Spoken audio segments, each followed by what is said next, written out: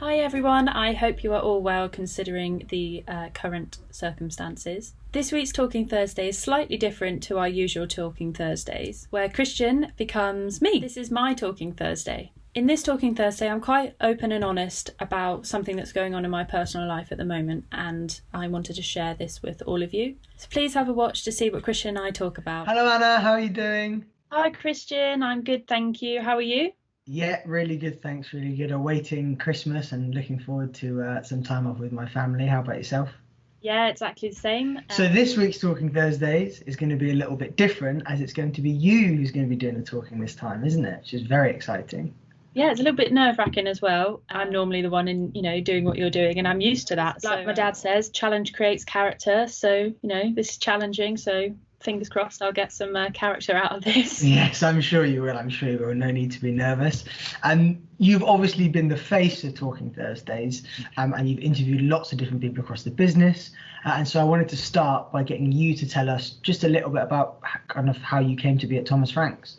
So firstly, I want to say I've enjoyed absolutely every single session episode that I've had with the different people in Thomas Franks doing Talking Thursdays. It's been great for me, to talk to a different person every week to find out about them and what they're doing, especially during this really hard time in the pandemic. But Thomas Franks actually came into my life 15 years ago when Frank approached my dad at Shiplake College, and they got on so well. Thomas Franks became our caterers within a couple of weeks, I think. I've grown up with Thomas Franks food. I went to Shiplake, I worked at Shiplake. It was always the centre of everything. It was always such a highlight. I remember I was finishing my contract at Shiplake and this job popped up in the marketing department for Thomas Franks, and I thought, well, why not? Let's just give it a go. It's a great family ethos.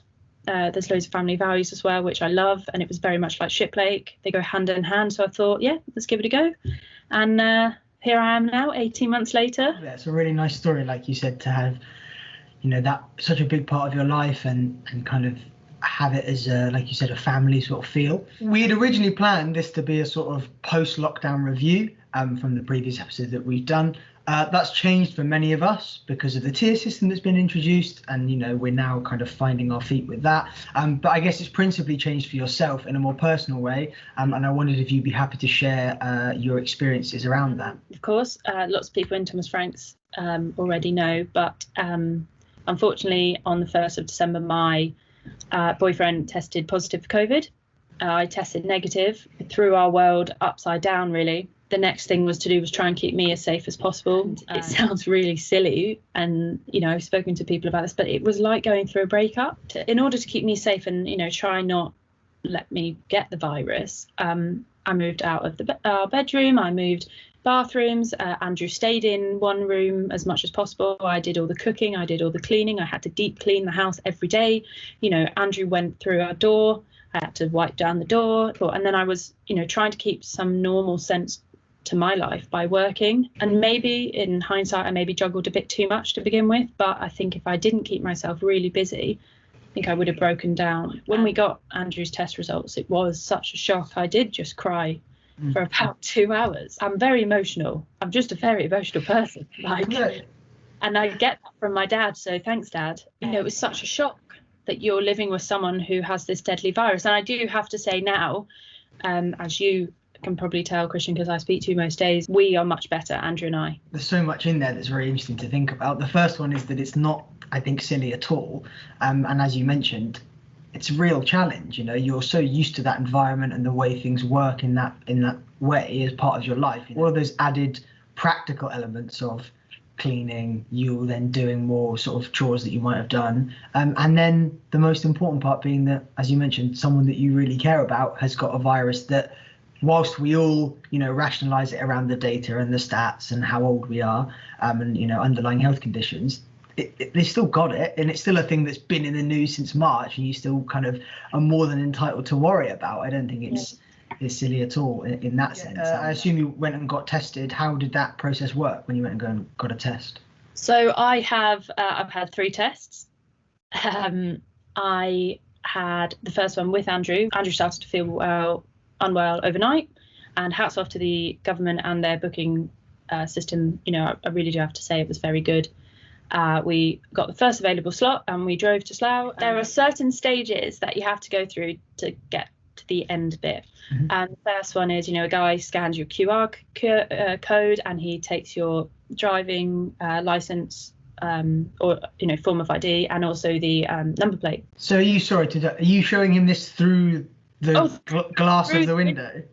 Oh, yeah, wow. This guy's like, he's got a mask on, we're trying to like listen and he's going QR code, and we're like holding it up to the window and he goes a little bit closer. So that was the first stage, first kind of hurdle, and then they go, would you like to take the test yourself or would you like someone else to do it? And we said, let's get someone else to do it because we want to be sure. These poor medical students have to do the test. And they said, could you just roll down your window a little bit? So Andrew and I are there like pressing the window, button just a tiny bit. And they're going, a little bit more, stop. And they say, right, we're going to put quite a large cotton wool bud down the back of your throat for 10 seconds along your tonsils. And then the same bud goes up your nose for 10 seconds. When Andrew was having his done down his throat, he moved so far back that actually his headrest stopped him. So that was kind of a good thing. He found, the throat bit so much worse. And like, I just found them, oh my God, it going up your nose. They are hacking away up there for something. And it's so unpleasant. And then he said, oh, you're all done. Okay. So there's a kind of a 2-stage part to the way you get the test. Up the nose when I've had a nasal endoscopy, which when I had a camera put up my nose when I was a child, and they did me the courtesy of giving me like a numbing spray down your throat, but it doesn't really numb it as much as you want it to. Thank you for sharing that, because it's really nice to know what that's like, because I can imagine from your perspective, I can imagine the anticipation of being in that car was really, really difficult. You're kind of inching closer to this person with their mask and their PPE on. The first slot, like I said, and it was 7:30 we started driving, so it was quite cold still outside, so we put the heating on and the heated seats, and by the time we were about 2 minutes away from the system, I had the windows open, the aircon on, I was sweating with nerves so much. I thought, this is ridiculous, Anna. Pull yourself together, it's just a test. What I maybe was a bit naive about, I thought, this is just a test, I feel fine, I've been in contact with Andrew, he's got the symptoms of the cold, we will be fine. And I was very naive about the fact that he could test positive. And then unfortunately I fell ill and I didn't have the normal symptoms of the virus, so I assumed I'd maybe picked up a sick bug from something. But unfortunately, last weekend I tested positive as well. So presumably you did different testing to find out, or did you do the same type of testing to find that out? I ordered a home test to begin with because neither Andrew or myself had the energy to drive anywhere. Fortunately, it took 48 hours to get here, and then you post it just in a normal letterbox, and it's just got a little NHS sticker on it, no different from, where I post my Christmas cards. And then it sits there for 24 hours in that post box, and then you wait 48 hours for the results. And I obviously hadn't done it correctly, or it was too cold in the post box, and my results came back inconclusive. So then did you go back to a mobile centre?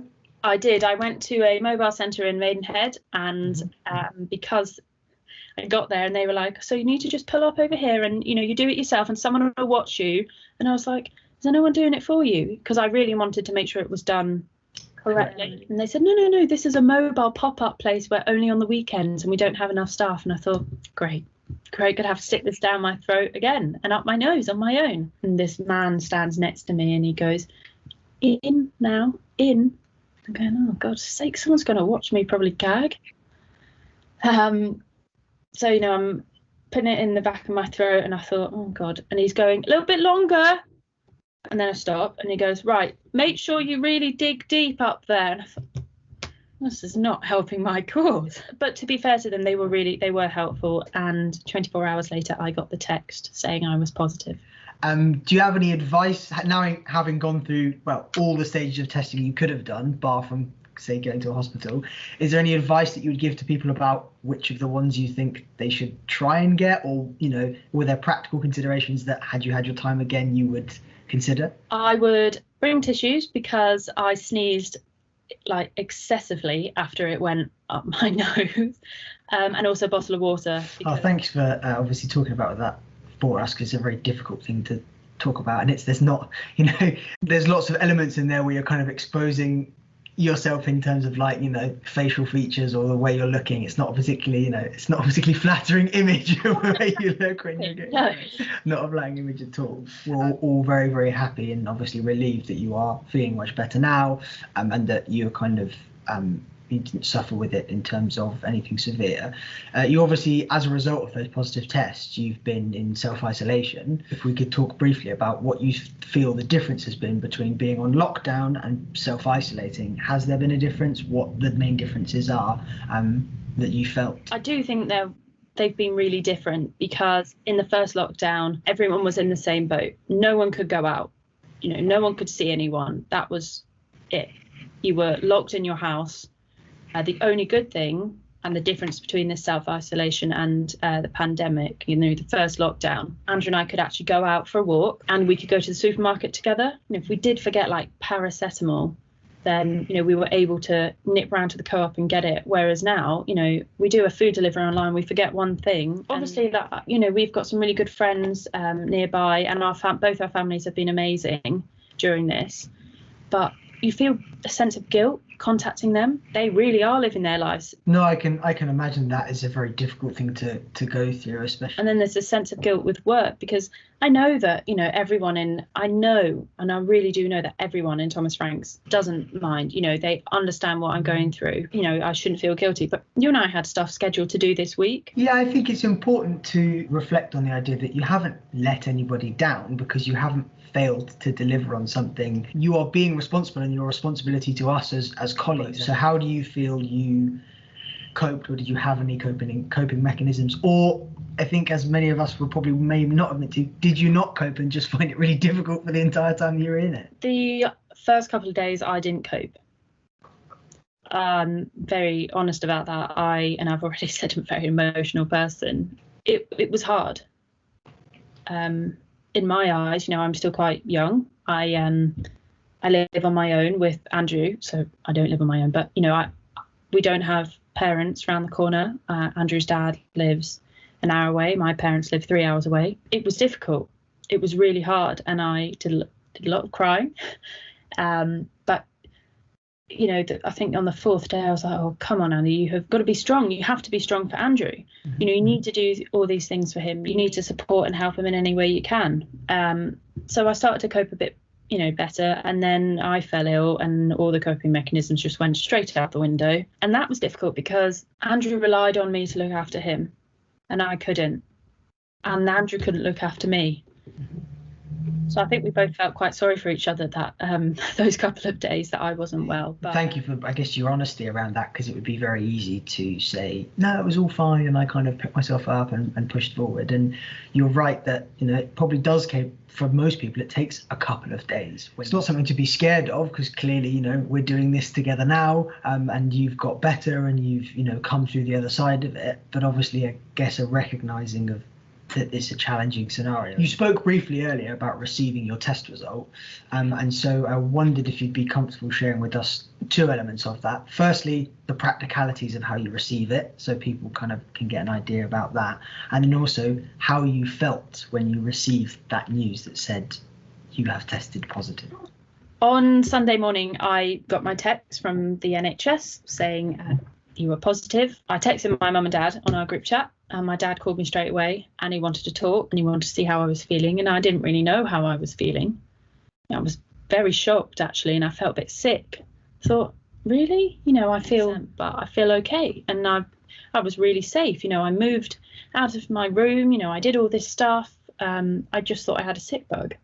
And he said, he was asking me all these questions, and my mum was in the background, and my mum said, I'm not surprised. And I'm saying, yeah, I know, but I'm surprised. I said, look, I'll speak to you guys later. And I took myself downstairs and made some breakfast for Andrew and I, and just really took the time to think about the result, because I was really, really shocked. Important vein, which was when you read it, you didn't know how to feel. People, I think maybe put a bit of a mask on in a modern context, with the way things work in terms of like social media and all the other stuff is, oh, I got the news and it was positive, but it doesn't matter. I just got to keep on going.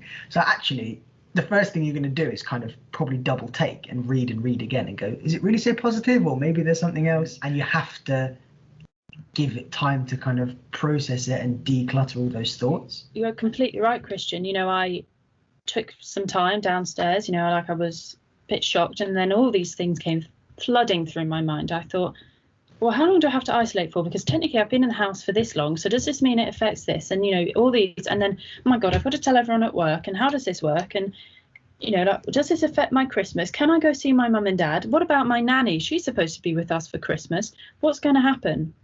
And then took the time, and I spoke to my dad again. I need to be positive about being positive. We have mentioned in this call that I'm young, I have no underlying health issues, so I'm lucky. That's the first thing. I've kind of had the worst of it. I really wasn't very well for 4 days, and then I've got better. My isolation period finishes on Thursday, and it's not over Christmas time. I'm still able to go spend time with my family, but a lot of people aren't. Mm-hmm. So I have to be positive about that. Another big positive is that Andrea and I are both getting well. Andrew is taking a bit longer, but he is getting better. So that is a positive. Dad and I said we have to be positive about being positive. And it was hard, to think, well, there's nothing positive about being positive. There isn't when you first think about it. But actually, I'm going to spend Christmas with my family. Thank you for sharing that as well, because it's personal information there about speaking to your father and your emotions around the scenario. Over the course of this conversation, we talked about lots of different stages of your life during lockdown, and you've obviously gone through early pandemic lockdown, freedom in a sense that we had it, back into lockdown, into the tier system, and then into self-isolation. You've also gone through a range of different types of tests, and you've also had the experience of thinking about someone else being positive and looking after them, and then yourself then being positive, and then the considerations you make for yourself. So reflecting on that whole experience, I wonder if you would be able to provide us with sort of a main takeaway or your main thought about the whole process. I've mentioned this in this call earlier, but my main takeaway from this whole experience is not to be naive. Coming out of the first lockdown, everyone, I think, was very naive. No offense to everyone, but we were all naive. Cases were dropping, restaurants were open, bars were open, pubs were open. We were able to travel, a bit more relaxed. You just never know that it's going to happen to you. You're so naive about the fact that, oh, it's never going to happen to me. I'm young. I don't have any underlying health issues. I'm safe. I wash my hands. It's never going to happen to me. Sometimes naivety can be coloured as a pejorative in terms of you should have known better. And I think for all of us, and one thing I've always stressed to people that I know and to friends and family and people that I talk to, is that none of us really knew how this would go. None of us really knew what direction it would turn. None of us knew how it would affect us. And so I think you're right to reflect that we were potentially naive, and that maybe moving into 2021 we can start to think about it more. I guess the last thing from me is to just say thank you so much for sharing your experiences around this. As I've said a few times on this call, it's really personal, and there are lots of challenging ideas in there and lots of difficult things in there, and obviously it's a bit of an expose on your life. Well, thank you for being me and hosting Talking Thursdays. You are more than welcome. It's a pleasure as always.